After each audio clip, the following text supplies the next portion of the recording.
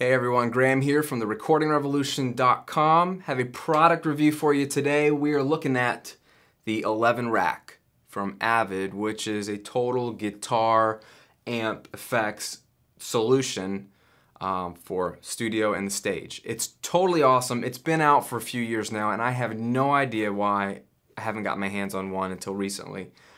But this is one of the few products that I've totally been stoked about, and it's changing a lot of the way I work. So I really wanted to review it for you today, show it to you, and then sort of give you an idea of what can be done with it. I'm going to go over sort of the feature set because I think it's more than people think it is. And then I'm going to also show you what it sounds like. So we'll play a little bit of guitar and sort of show you how I can build some sounds with it. On the offset, it's a 2U rack space for your studio or for stage, and it has DSP on the box that emulates guitar amps, guitar cabinets and speaker emulations, pedal board effects, time-based effects, all that kind of stuff. And a lot of products do this, either software products or some competitor standalone products. But one thing that is totally cool about the 11 rack that you have to just plug it in and play to experience is what they call True Z. It's their impedance matching emulation. So you normally in any kind of guitar related box, you plug in the guitar through a high Z, a high impedance input, and it's good for guitar level signals.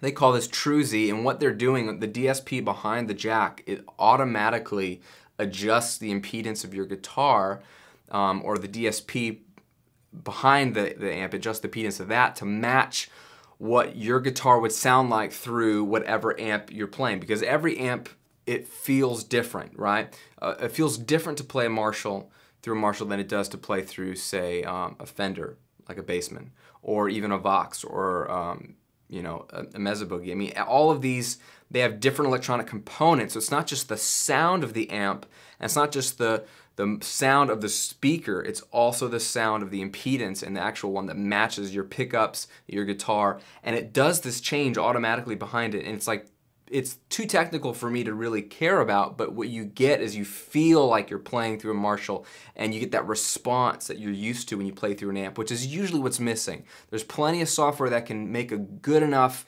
sounding amp model or emulation, but does it feel like you're playing the amp when you play it? Because those slight nuances affect the way you play. If you're a guitar player, you know that. That's probably why you prefer to play through an amp and mic it up, because it feels and sounds right. The 11 rack kind of does that. It kind of feels and sounds right, which is super, super awesome. So that's one of the big pluses of this thing in general in terms of feel. On the front, you've got all the standard controls. The main display shows you a lot of settings, but what I love about it, it's really easy to navigate. So you've got a couple different views. You've got the amp setting as if you're looking at the top or front of your amp. You know, in this case, on this setting, you know, you've got volume, treble, mid, bass. You're going to have all those kinds of controls that you can adjust with the knobs. Just turn them and go for it like you would an amp. But then, if you click the edit button, you can flip through and basically see your whole signal chain. Okay, so out of the box, these are rigs. They call them rigs, and it's a preset of a certain amp, a certain speaker, and a certain chain of pedal board stuff, right? So you can adjust the amp, right? So right now you're on this one amp. You can totally adjust whatever amp you want, adjust the amp models, and that's going to totally adjust your sound like crazy, right? You can adjust the cabinet, so you can pick an amp that you like, but then you can totally adjust the cabinet of what you want. Do you want, you know, 410? Do you want a standard 212 or something, or a small 112, or do you want a 412 cabinet? Do you want an open back? That kind of stuff. You got the different cabinets that totally change, as you know, the sound of your amp, right? They produce the sound differently, so you've got the amp changing, the cabinet changing, and then on top of that, you've got the microphone on the cabinet. So when you're on the amps or the cab setting, you can totally change what microphone emulation is picking up the speaker. So these are all components that you would have in the studio, is match the right amp that you want for your tone, the right cabinet for the tone, and then what mic you throw in front of it changes the tone. So you've got everything from condensers to dynamics to even ribbon microphones, right? And so you can kind of get what they are. They've got SM57s and SM7s, and they've got Sennheiser 421s, and they have, you know, U87s, U67s from Neumann. So you've got, even have a ribbon microphone, you've got a Royer. So you've got all these choices to totally change the sort of response, the way you're picking up the guitar tone. So those three things at their core, you can make almost any guitar sound you want, and they sound real and they feel real. So you can totally dial in the amp and the amp tone that you want, then swap out different cabinets till you find one that really gives you the feel you want, and then swap out the microphone to see what picks up. Is it too bright? Pick a more mid-rangey type microphone. Is it too beefy? Thin it out with a different style microphone. It totally change what you hear. Total different tones. You go on through the list and you've got all the different pedals, right? You have delays, you have a couple of different effects like compressors, EQs, you've got a reverb, and you can have distortion as well. So this is where you can choose what pedals go in your pedal board, right? And they've emulated everything from Tube Screamer, an 808 original Tube Screamer, sort of a rat distortion. They've got different delays, they've got reverb, some that they've created, their own Avid ones, and some that they're modeling from famous boxes and stomp boxes that we all love. So you can, on top of the amp settings, adjust what pedals you have and then what pedals, tones you have on those pedals, right? So all of that is configurable with the display, and the knobs change. They light up based off of what parameters you have. If there's only one thing you can adjust, only one knob's gonna light up. If you can adjust 4 or 5 things, only 4 are gonna light up. It's pretty easy to see what you're doing when you get into an effect, right? You click on the actual effect and you can dial through the different features of that stomp box. So you can arrow over to your delay, arrow over to your distortion, and tweak the sound of that and listen to it in real time, just like reaching down to your pedal board and tweaking a knob. It's that simple. Reach down with a button, and grab a knob, and go. And I love, love, love that, how simple it is.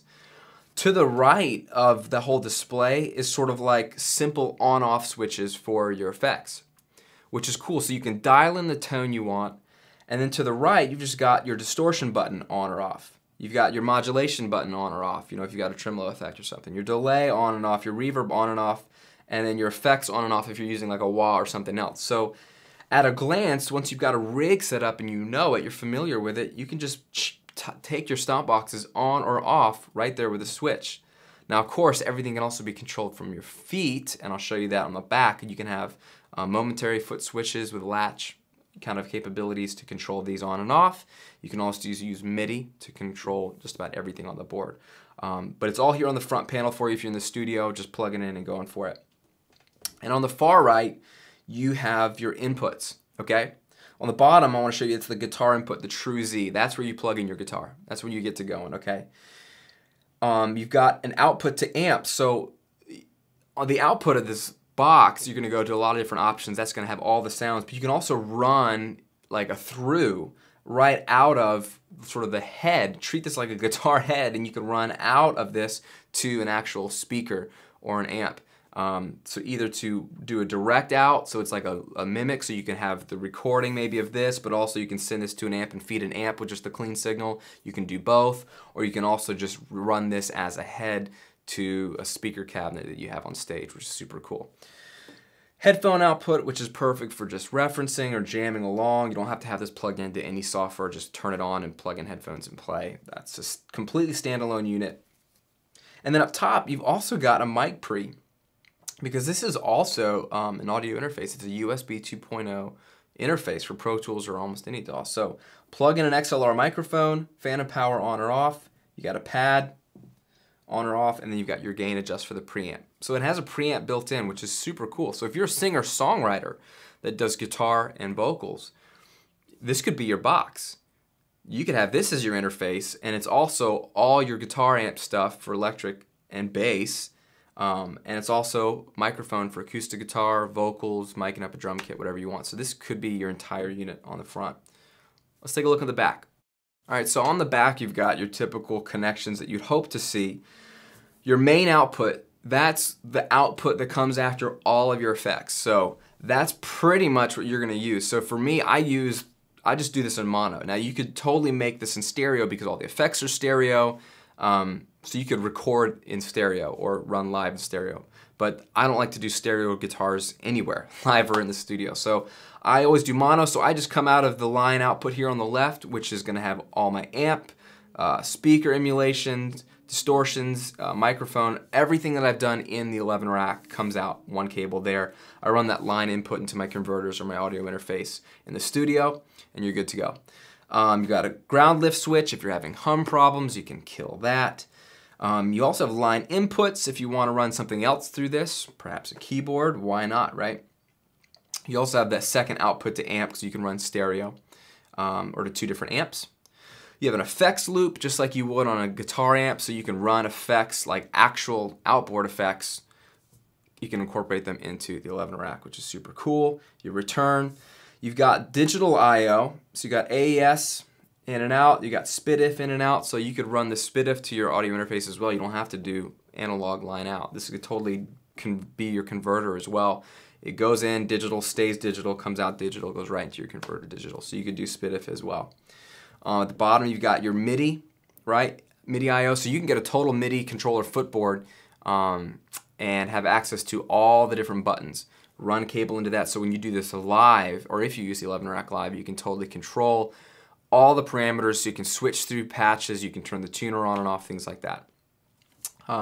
Expression pedal, that's where you plug in, just like simple 1 or 2 button expression pedal to just turn on a couple of settings. So in live, you can do this with turn on your tuner and engage my overdrive pedal or something like that, or switch to a completely different preset rig with 1 button and then engage your tuner with the other button, whatever you want to do.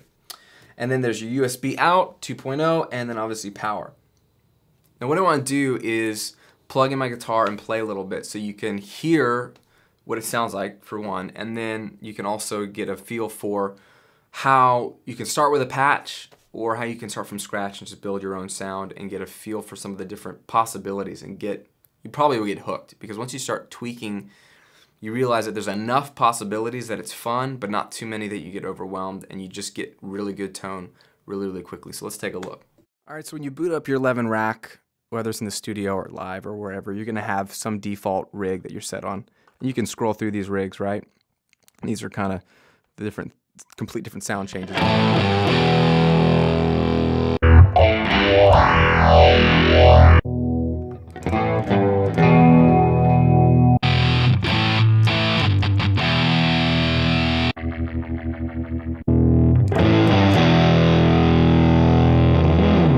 Right, so you could just flip through, you know, there's like 100 different patches already custom built, and then you can have 100 different user presets, so you can tweak it to yourself. So let's start with this. On this setting, it's the Crunchy 50, and what we're looking at is a plexiglass 50 watt, so it's a Marshall Plexi 50 watt head at least. And if I wanted to, I could just dial in, you know, presence, the tone, treble, mid, bass, whatever on the channel.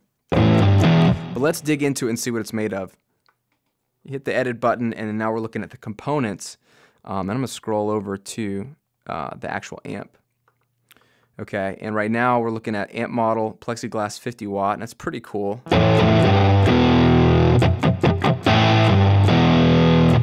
Let's leave it on that, but let's change the cab.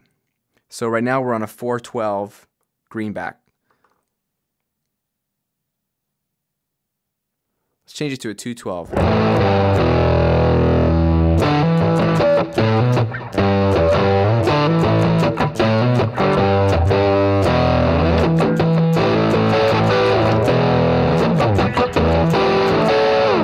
Hear how the tone totally changes from the cab? Let's grab something like, let's grab,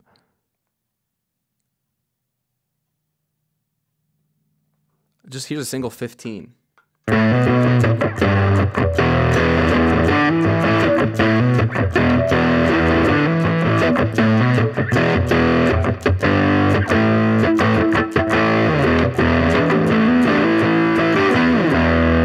So you totally get different response just from the cab. Let's go back to, here's a 410 tweed bass, right?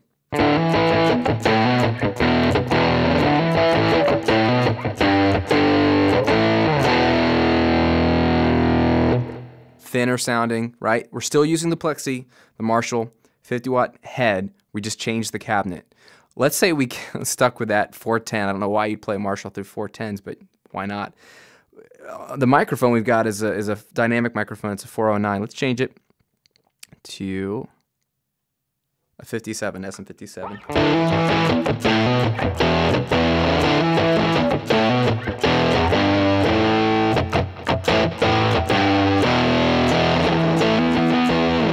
A little punchier, right? We could even choose an SM7, which is a beefier dynamic.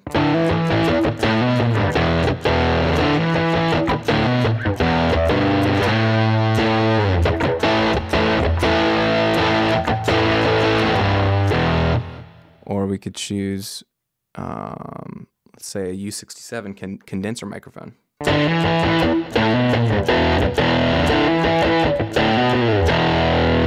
A little brighter. There's a U87.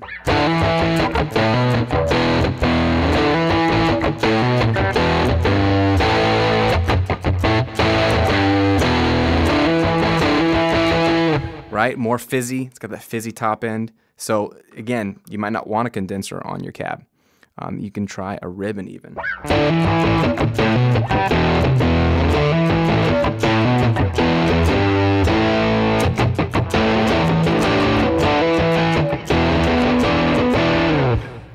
Little darker, right, than the condenser, just like a Royer 121 would be on a cab.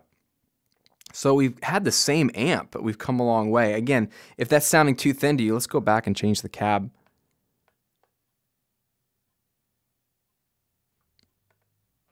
Let's do 212 AC Blue. So this is, I think, the Vox, or at least one of the Vox speaker cabinets.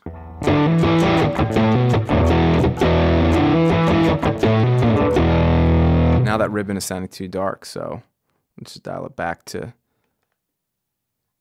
classic 57.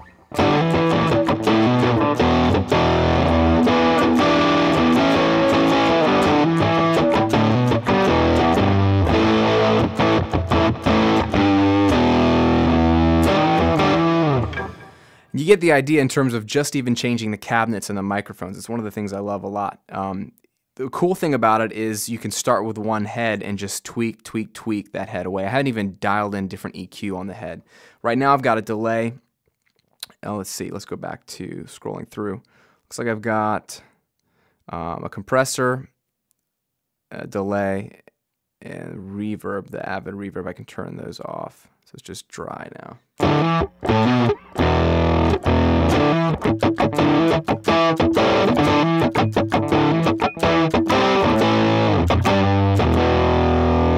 Right? Now let's go back. Let's just go back to the amp. Let's just change to a different amp. That's still been that Marshall plexiglass. Here's more of an aggressive modern.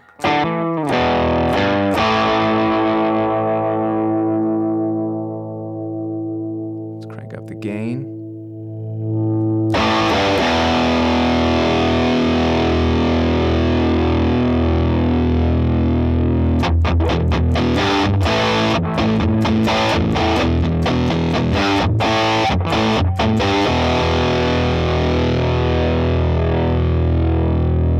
Right, tread plate M. This is probably a Mesa.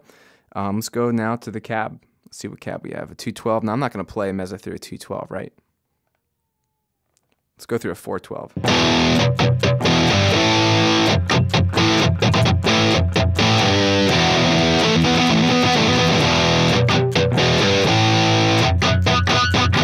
Right, and then if you wanted a little bit beefier mic, put that SM7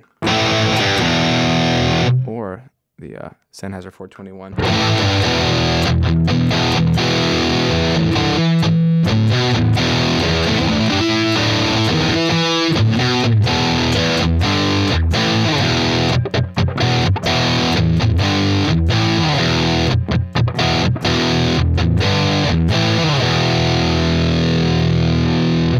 You can even control if it's on or off access. Let's go off access for a little darker.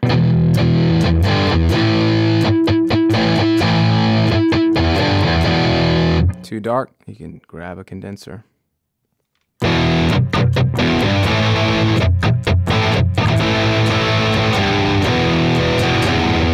So right now we've got Mesa through a 412, mic'd up with an U87 condenser, off access. It's not right on the cone. And you can see the possibilities with just those combinations of just changing out the core components. You can go to totally clean stuff. We've got fenders in here. You can totally change it up, and that has nothing to do with the effects.